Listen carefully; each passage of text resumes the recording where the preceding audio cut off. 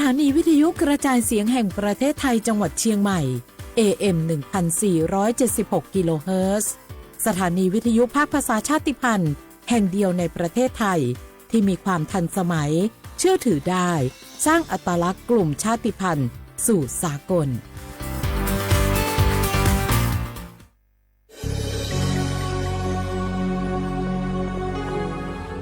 เกิดเป็นคนไทยเติบโตบนผืนแผ่นดินไทยจงภูมิใจในความเป็นไทยชาติไทยเรานั้นนับเป็นชาติที่มีความเป็นมาเก่าแก่ยาวนานเรามีภาษา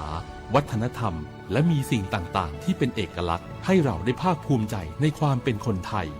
เราควรเห็นคุณค่าและมีความรักชาติหวงแหนแผ่นดินอันเป็นมรดกของบรรพชน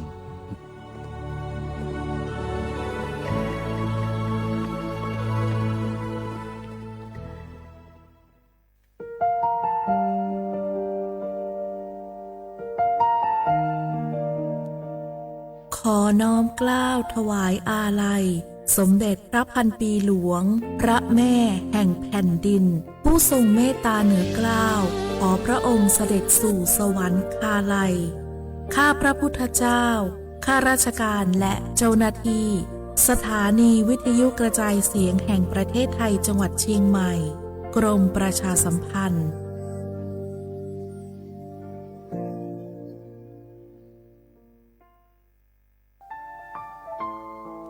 เฮาข้าพี่น้องเจ้าคือไตมีตั้งหม่องเจออันเจ้านางหอคำสมเด็จพระนางเจ้าสิริกิติ์พระบรมราชินีนาถพระบรมราชชนนีพันปีหลวงเลยเข้าสวนหมักหักคำนนเพกว่าย้อนสู้เก่าตึงปันเฮาวิเย็นขวัญเงาเจ้าเฮาข้าฮอดถึงตีสุคติกัดเย็นเสกำเฮาข้าพี่น้องก้นคือไต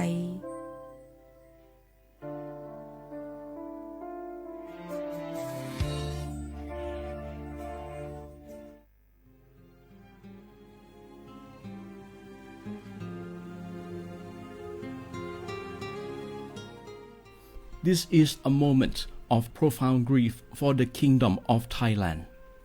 We, the collective voices of Radio Thailand Chiang Mai, join the Thai nation in mourning the passing of our beloved Queen Martha, Her Majesty Queen Sirikit. Her life was a testament to the unwavering service, grace, and deep love for the Thai people. Our humble condolences and thoughts are with His Majesty the King, the royal family, and all the Thai people during this deeply sorrowful time. We will remember her forever.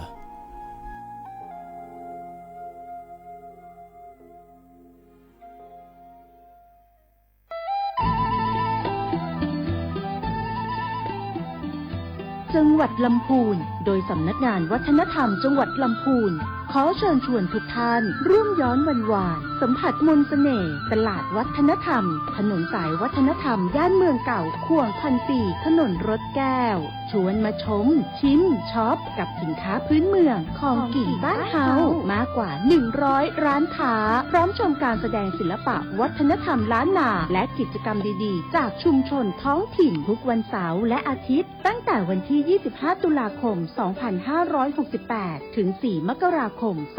2569ระหว่างเวลา 14 นาฬิกาถึง 21 นาฬิกาณตลาดวัฒนธรรมถนนสายวัฒนธรรมย่านเมืองเก่าข่วงพันปีถนนรถแก้วอำเภอเมืองลำพูนจังหวัดลำพูน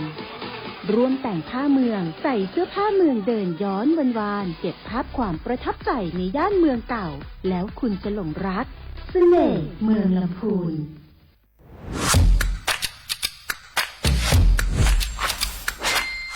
กลับมาแล้ววันนี้กับโครงการคนละครึ่ง plus รัฐออกครึ่งประชาชนออกครึ่งช่วยเศรษฐกิจไทยหมุนเวียนเติบโตถ้าเราช่วยกัน plus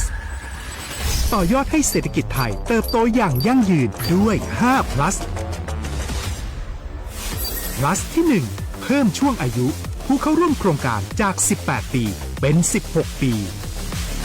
plus ที่ 2 เพิ่มวงเงินใช้จ่ายจาก150 บาทเป็น200 บาทเพิ่มพลังซื้อของประชาชนเพื่อกระตุ้นการหมุนเวียนในระบบเศรษฐกิจฐานรากลดภาระค่าครองชีพ plus ที่ 3 เพิ่มสิทธิพิเศษด้วยการดูแลผู้ที่อยู่ในระบบภาษีให้ได้รับสิทธิพิเศษมากขึ้นเพื่อสร้างแรงจูงใจให้ทุกคนร่วมอยู่ในระบบอย่างโปร่งใส plus ที่ 4 เพิ่มโอกาสให้นิติบุคคลขนาดเล็กเข้าร่วมได้ให้ธุรกิจเติบโตเป็นกำลังสำคัญของเศรษฐกิจไทย plus ที่ 5 เพิ่มทักษะใหม่เพื่อพัฒนาให้ร้านค้านำความรู้ใหม่ๆมาช่วยเพิ่มยอดขายลดต้นทุนเรียนรู้เติบโตและปรับตัวไปกับเทคโนโลยีใหม่เพื่อสร้างเศรษฐกิจที่แข็งแกร่งจากคนละครึ่งสู่คนละครึ่ง plus ไม่ว่าจะสั่งข้าวคนละจานชาเขียวคนละแก้วขนมเค้กคนละชิ้นหรือหลายๆชิ้นก็ใช้ส่วนลดได้ทันทีสูงสุดวันละ200 บาทแถมใช้กับฟู้ดเดลิเวอรี่ก็ยังได้สำหรับประชาชนไทยอายุ 16 ปีเป็นต้นไปสมัครรับสิทธิ์ผ่านแอปพลิเคชันเป๋าตังวันที่ 20-26 ตุลาคม 2568 สำหรับร้านค้าที่สนใจร่วมโครงการสมัครได้ผ่านแอปถุงเงินวันที่ 15 ตุลาคมถึง 19 ธันวาคม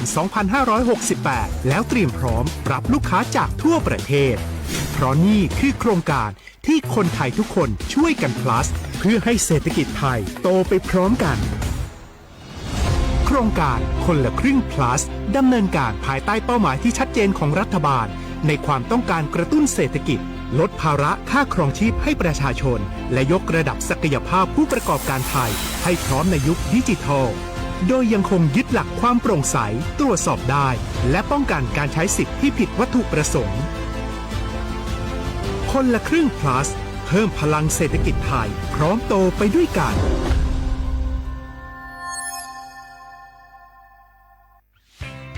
เส้นทางสายหมอกที่สวยที่สุดในเมืองแพร่กำลังรอทุกคนไปวิ่งด้วยกันครับทุกก้าวของคุณคือพลังของลมหายใจ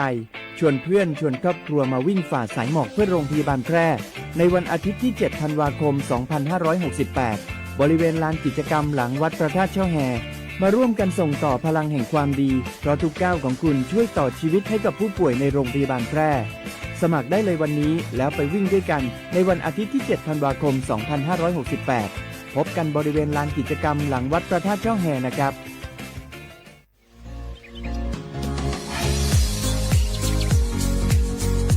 จ้ำหนังเปิงมติครม.มือวันที่29เดือนธันวาคม12ปากไป67ให้ฮิปเน็ตแกลิดปัญหาสถานะและสัญชาติคนอันอยู่ตั้งเมืองจึงไทยจอมมาตรา17นั่นตอนตาพี่น้องเฮาเขาอันเข้ามาอยู่ตั้งเมืองไทยหึงนั้นและมีไว้เข้าจอมเปิงเฮากว่ายืนย้อนสถานะต่างดาวของมึงถูกแม่นจอมเปิงไล่ตอนด่าลูกอ่อนอันเกิดตั้งเมืองจึงไทยมีอู่อำนั้นก็แม่มีไว้ทะเบียนประวัติบุคคลไม่มีสถานะทางทะเบียนอำนั้นไว้10 ปีถูกแม่นยาวในจึงเฮากว่ายืนย้อนสัญชาติไทยจอมหนังมาตรา7ทวีไล่พออยู่ตั้งกรุงเทพมหานครกว่ายืนไล่ตีสำนักบริหารการทะเบียนกรมการปกครองพออยู่ตั้งต่าง7วันในจึงกว่ายืนไล่จอมหนังวัดไว้อันเปิ้นออกปันเฮาขานั่นเข้าย้ำเหตุการณ์จมหนังหลวงปองจึงต่อพอถึงวันที่29เดือน6 ปากไป69ค่ะ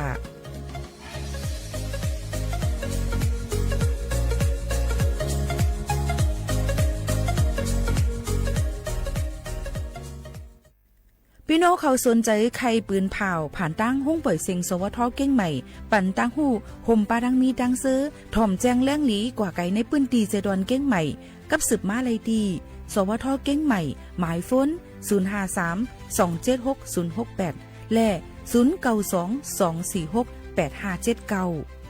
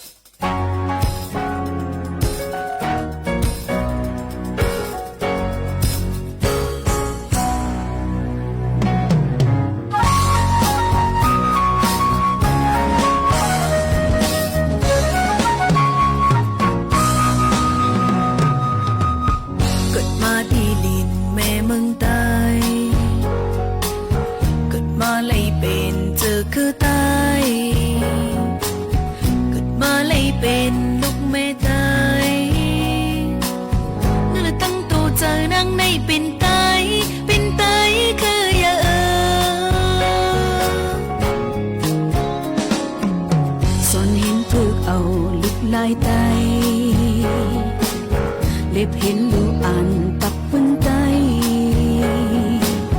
กบนังหักษาฟิงคือไตนั่นนั่นตัวเจ้านังในหักไตคืออย่างบนพรนางอันมีดาเนื้อเจอคือบนพรนางอันมีดาเนื้อวันมั่งนางนางนี่ก็เจอถ้อยหับหังเลยมีผลลีตาบนไตภาวะนางได้มีไว้ตาเจอคือภาวะนางได้มีไว้ตาวันมั่งน้ำจะหักเนื้อเจอจัดเป็นหือเป็นนังต้นลำปัญญากมนังในเป็นไต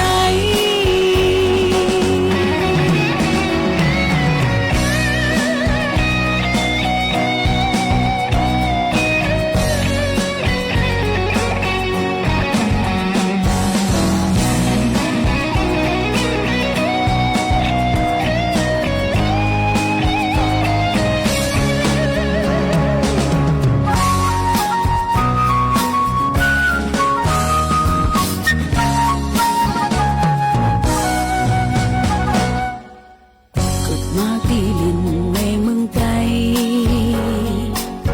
เกิดมาเลยเป็นเจ้าคือไทยเกิดมาเลยเป็นลูกแม่ไทยนั่นแหละตั้งตัวเจ้านั่งในเป็นไทยคืออย่างส่วนเห็นพลึกเอาลิกไล่ตายเล็บเห็นลูอันปักปืนตายกบนังหักษาฟิงคือตายนั่นแหละเนื้อตัวเจอนังในหักตายคืออย่างบนพรนางอันมีดาเนื้อเจอคือบนพรนางอันมีดาเนื้อวันมั่งนางช่วยหักหันเลยมีพ้นลีตาปุ่มไตภาวะนางได้มีไว้ตาเจอคือภาวะนางได้มีไว้ตาวันมั่งนั่นจะหักเนื้อเจอจัดเป็นหือเป็นนังเต้นหนึ่งปัญญาภาวะนางได้มีไว้ตาเจอคือภาวะ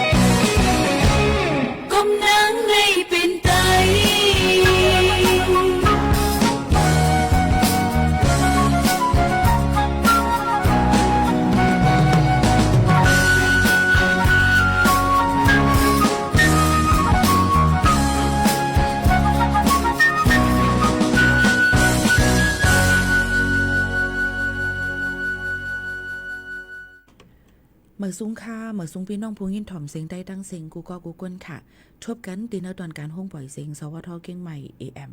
147 กิโลเฮิรตซ์ปืนปล่อยเสียงกูวัน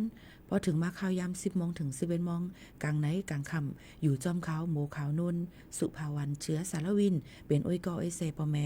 ปีน้องๆเขาค่ะตอนตาในวันเมื่อได้ถึงมาในวันจันทร์ที่3เดือนธันวาคม11 2แห่งปลาย25ปีได้2แห่ง1ปากปลาย19ปีก็จาก1แห่ง3ปากปลาย87คู่ถึงมาเหลือน12มื้อ13ค่ำในวันเมื่อได้อยู่จำกันดีในดังขาเฮาสิได้ตอนการภาษาความใต้ดีในข้าเจอออกมาฝากตอนจุดถึงปอแม่ปีน้องๆเขาอยู่ค่ะไว้ฝน นตกลงมาหลายวันในนะคะย้อนบ่ว่าข่าวฟิงฟ้าราศีเขาล่ามคาดด้วยว่าได้มีฝนตกลงมาดอกบ่ถึงน่ะวันที่10ปุ่นเนาะค่ะพี่น้องเขาดำพ้องตะเหลียวหลายๆตีเฮ็ดให้น้ำน้ำท่วมน้ำนองน้ำพี่น้องเขารู้ไรฟังกันไว้รู้รวมไปถึงลองโคกของเฮิรนเยยก็เจ้าให้เจ้าสวนเจ้าหน้าก็ถูกดีไรฟังกันไว้ลองหมักเข้าเท่านำหนังหือบ่ได้มีลองรู้ซุ่มฝากตอนจนถึงกูก็กูก้น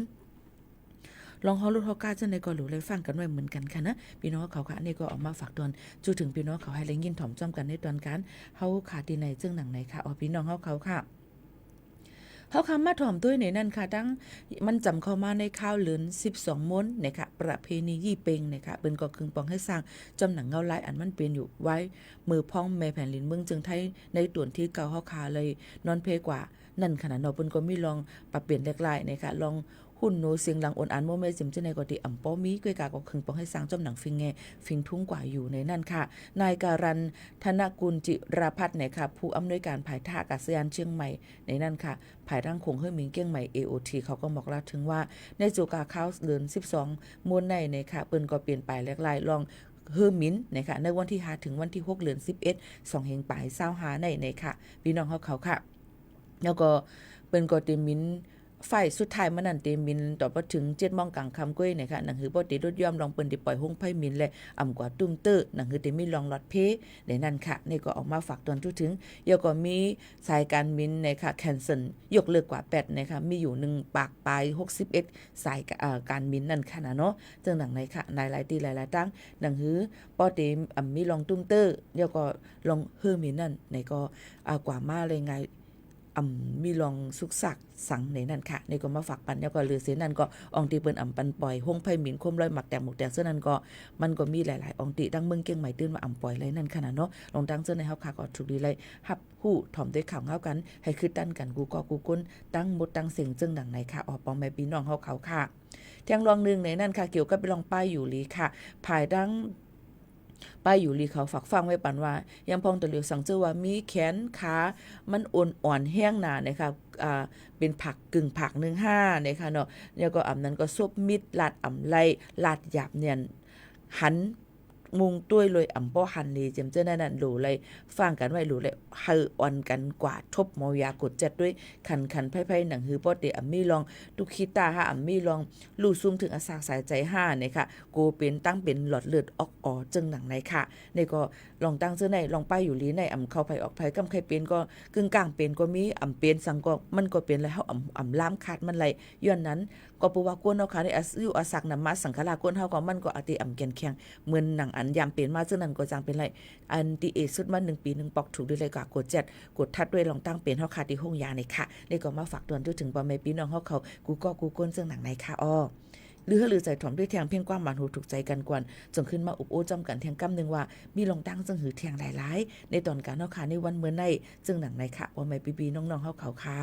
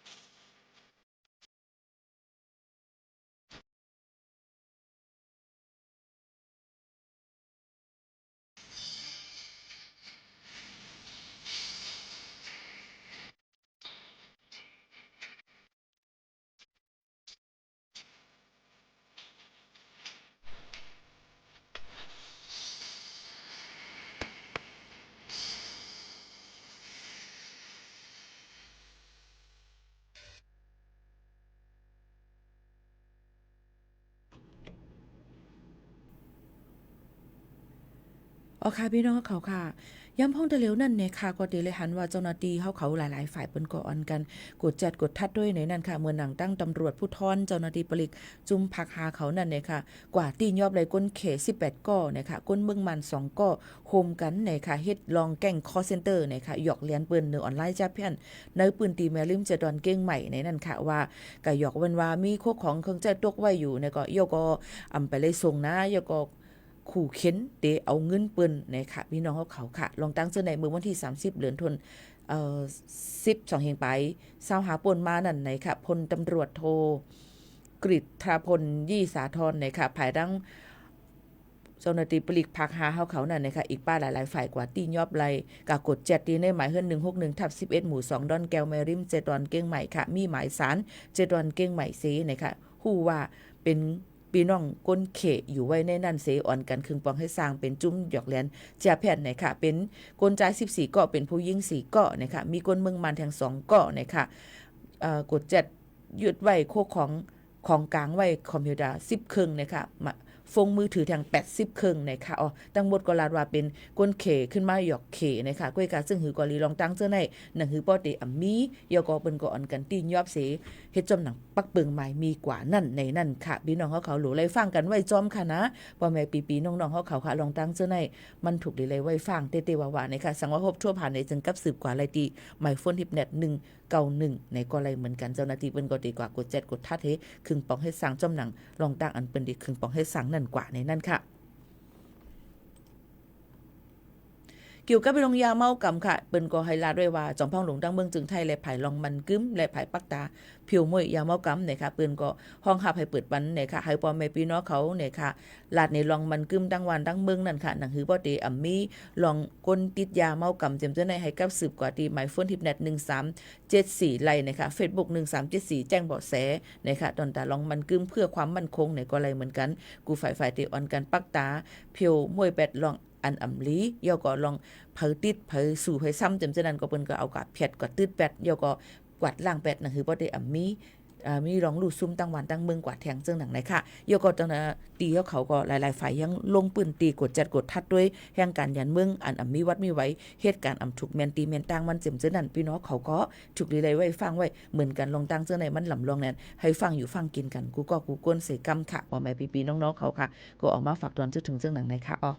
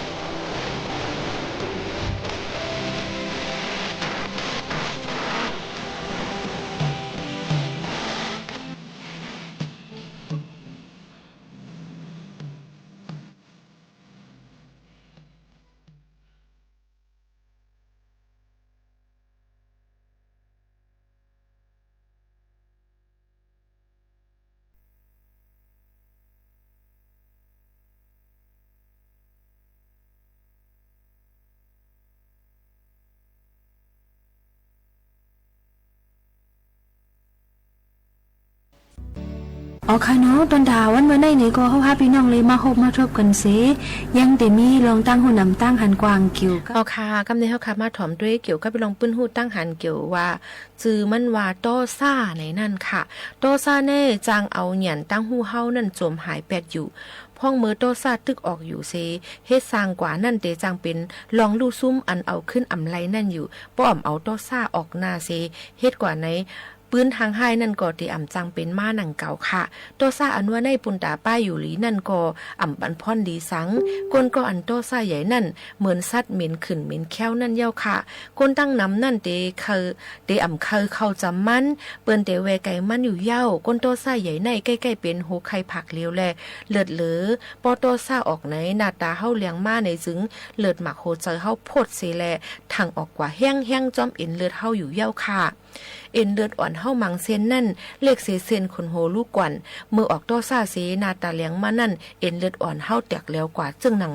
หลอดน้ำแตกย้อนแห้งน้ำนั่นอยู่เย้าค่ะโปโตซ่าออก1ปอกเอ็นเลือดอ่อนเฮาเจ้านั่นแตกกว่าตั้งน้ำติ๊กแลกุนโตซ่าใหญ่ในกำปะนำเป็นตายผักกว่าอยู่เย้าค่ะโตซ่าอ่ำออนลีจางเอาขีเสือห่างในแลก้นอันออกโตซ่านั่นเหมือนหนังยิบฐานไฟเลี้ยงเสเหมือนหนังยิบฐานไฟเลียงเสซึ่งเสือเปิ้นเย้าไม่1มันเตหลืดไม่อ่อนตั้งไม่2ซ้ำเตไม่ป้าเปิ้นเย้าค่ะก้นออกโตซ่าในเหมือนหนังยิบขีเสซึ่งเสือเปิ้นเย้าไม่1มันเตเมียนอ่อนตั้งไม่2เตเมียนป้าเปิ้นอันทิ้งปันกาอย่าไปกว่าพาเปิ้นตำเปิ้นอย่าไปตกห้วยนั่นเป็นเบรกมันหนังนั้นเย้าค่ะอันทิ้งปันใจต่อซ่าเฮาอย่าไปกว่าตุ้มเตอร์พิษแผกเปิ้นนั่นซ้ำเป็นสติในค่ะกาหนึ่งลำในป้อว่าเบรกมันป่องกอเปียดนาเตเป็นมาจอมกำเหลียวคนเฮาก็ป้อปริกสติเฮาป่องกอเตเป็นปัญหาเปียดสนามาอยู่อ่ำห้างค่ะกุ้ยกามังปอกมังไหลชื่อเฮาอย่าก้างไหลสิใกล้จังออกโตซ่ามาอยู่เพราะว่าออกเจอลำโตซ่ามาถึงปอใครให้มาถึงเฮาคาใครให้เอาลอกไล่ตีเหมือนหนังเฮาคาตีหมอกในปันอย่าเจอด้วยเนี่ยค่ะเพราะว่าเป็นเจอโตซ่ามาถึงออกผัดยานตีนันเพิ่เสกว่าไว้พระตาพ่นว่าพระเป็นเจ้าในมีลวงเจอโตซ่าเหมือนหนังในเลยเจอเจ้าเก่าก็ตีกัดเย็นลีมาอยู่สุย้อนว่าทัดกัดเย็นตรานั่นฮอดมาได้เจอเก่าขาสิกัมเนตะกว่าหากว่าจู้ก็อันปันไลตั้งไข่เจอลีตีเจ้าเก่านั่นเสพออยู่เศร้าในเกกังก็หมอปันตั้งไข่เจอลีจึงจังป่นหลอดไลตั้งตุกเจอสุกเจอจังหลอดเพกว่าอยู่เย้าค่ะกว่าตีเสกว่าเล่นตั้งเรียนเอ็นแห้งเสอันนั้นก็กว่าให้ตึงเล่นดุริยาเขาว่าอย่างเจมเจอในห้องเพลงความลอกไล่ในตีเฮ็ดให้โตซ่านั่นลดยอมลงมากว่าอาบน้ำเปียดอิ่มสุกล่างเปียดอันหวยอันหังตั้งเสียงนั่นในใจเฮาก็เต็มเมามาเต็มลมเจอมาลูอันปับลิกอันบนเมนำเจออันทิ้งโตซ่าแหละไลมีพรลีกว่าข้าวหึงจังหนังเจิงเขาตีนั้นตีในว่าลีกอันเต็มไว้ลองนำเจอกว้างเจออันปันลองป่องเจอเนื้อเปิ้นเจมเจอในมันก็ตีโตซ่าก็ติลุดยอมมาอยู่ในนั่นค่ะพองตึกออกโตซ่าอยู่นั่นปิกสมวาติไลเตียบตัดสีลองในเสตาอย่าครึ่งก้างเตียบตัดกำเหลวไปเทียงอิดอ่อนนึงก่อนจังเตก้อยเตียบตัดป้อปันข้าวย่ำไหลหนังนั้นเสจังเตียบตัดจึงสู่เตไลตั้งจมเสื้ออยู่อ่ำห้างกว่าเจอแถมปัดเพียวนาการตำตีห้องหอก้นเท่าอ่ำนันตีลูกอ่อนผ่านปอผ่านแม่กะรู้ล้อมด้วยถึงก้นอันเป็นกินนาตีห้องยาป้อนั้นจึงสุก็ได้พูดถึงว่าสุกรรมลีตานหือเย้าในค่ะเพราะเป็นจังนั้นกว่าเจ้าเก่าจังได้ขึ้นสืบเป็นก้นกว่าเมื่อนาไลพ้องเมื่อก้นมังก็เป็นกินอยู่เสจำเตตายอยู่นั่นพ้องเมื่อก้นมังก็เป็นตั้งเป็นเสเตไลเข้าห้องผ่าตัดอยู่นั่นเจ้าเก่าซ้ำอ่ำเป็นหนังเขาเสอยู่ลีอยู่นั่นหลูเลยจมซื้อเตวาวายเย้าในนั่นค่ะเยอะก็อย่าไปลืมค่ะนะเพราะว่าเฮาคามีลงตั้งมูลเสื้อใจอยู่จึงเดอำลาลีออกโตซ่าไลป้อออกโตซ่าจึงฮู้ป่องว่าใจเฮานั่นเติมมองไว้ตั้งกินเจอสิปึงไว้อยู่ในนั่นค่ะเพราะเป็นนั้นจึงหลูเลยกว่าหาอยู่จอมสภาวะเสลือเจออำนั้นกว่าอยู่จอมไตห่มเงาพระเป็นเจ้าโจแก้ป้อโตซ่าออกจึงรับตาอ่อน หย่อนตูหย่อนเจอเสถวยเจอเฮามันเพียนหมันเสเอาเจอจับไว้ตีร่วมเข้าร่วมออกเสอ่านจ้อมเข้าออก1 2 3ให้ไหนเห็นมันก็ตีลดย่อมลองตั้งกัดเย็นมากก็ตีนำตื้อมาเทียงรูปก่อนว่าเจิ้งหนังไหนค่ะฝากไว้ปันพี่น้องเขาเจิ้งหนังไหนค่ะอ้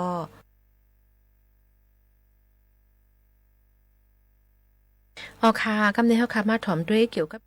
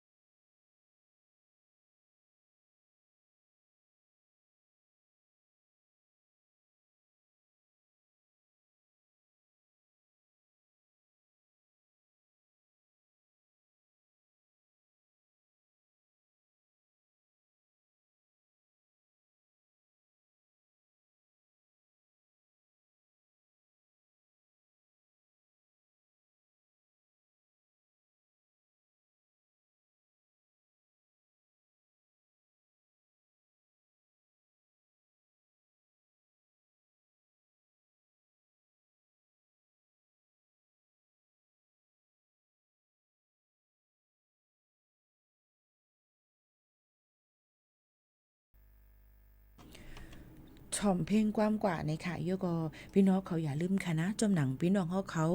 อันเป็น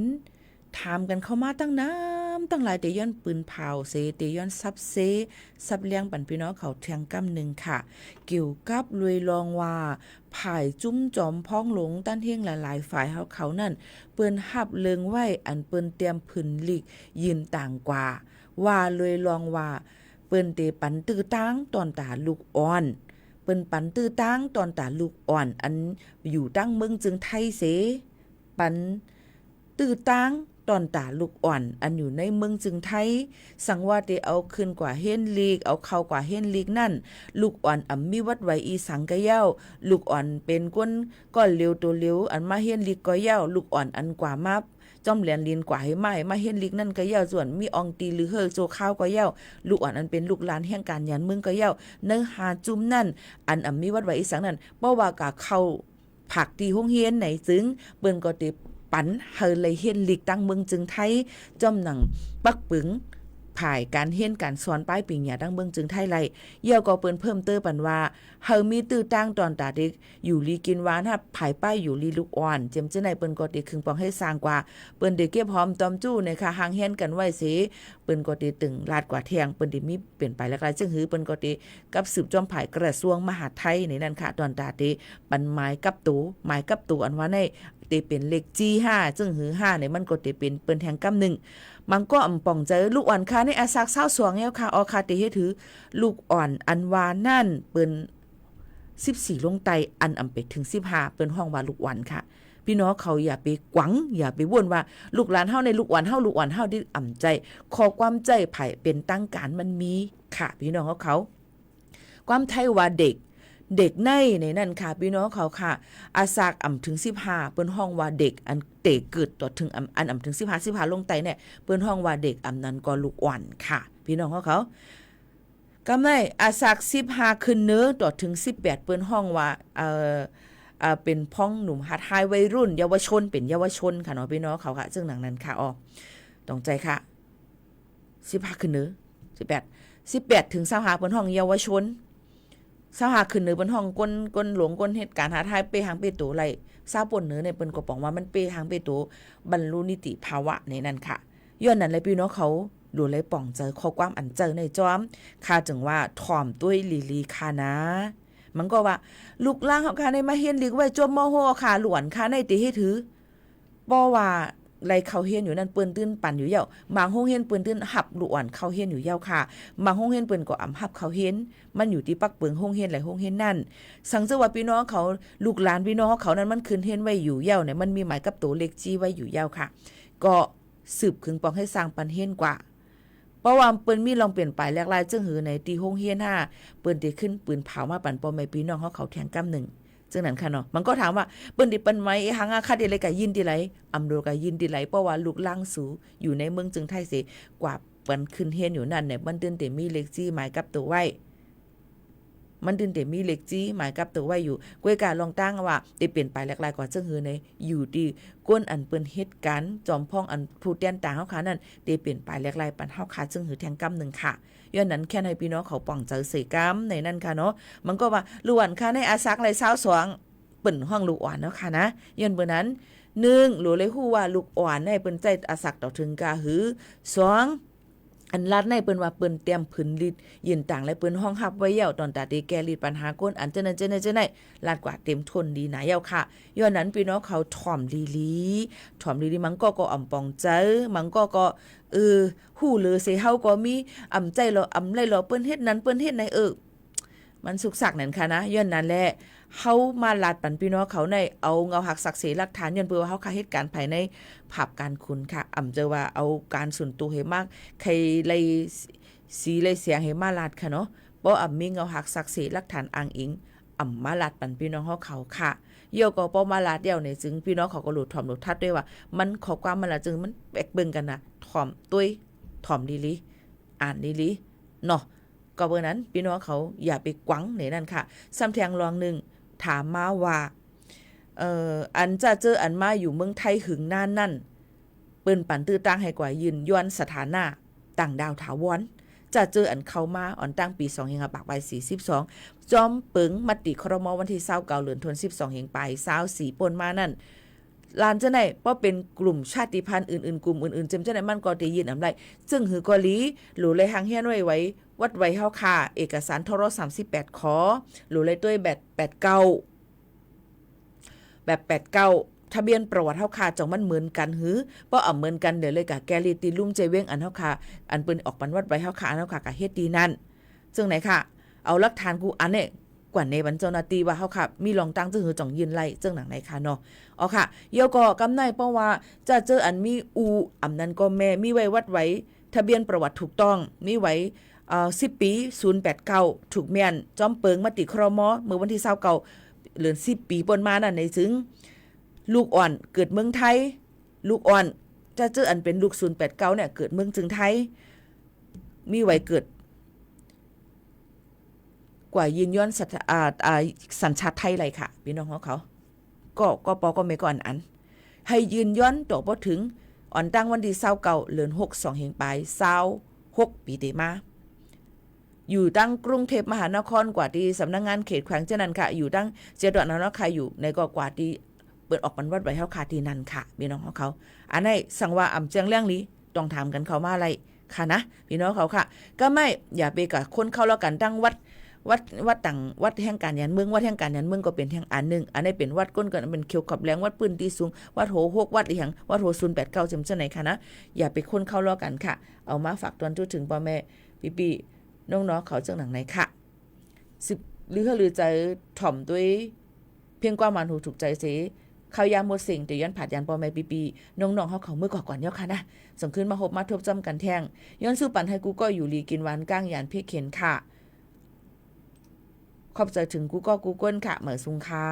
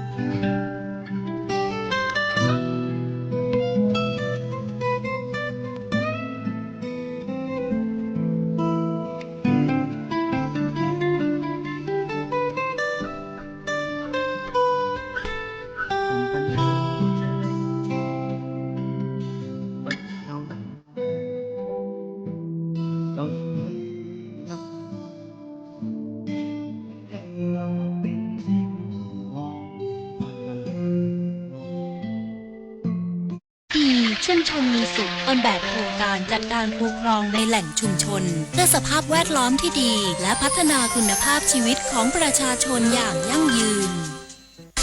คนละครึ่ง plus รู้ไหมใช้อะไรได้บ้าง ใช้ซื้อสินค้าอาหารเครื่องดื่มบริการ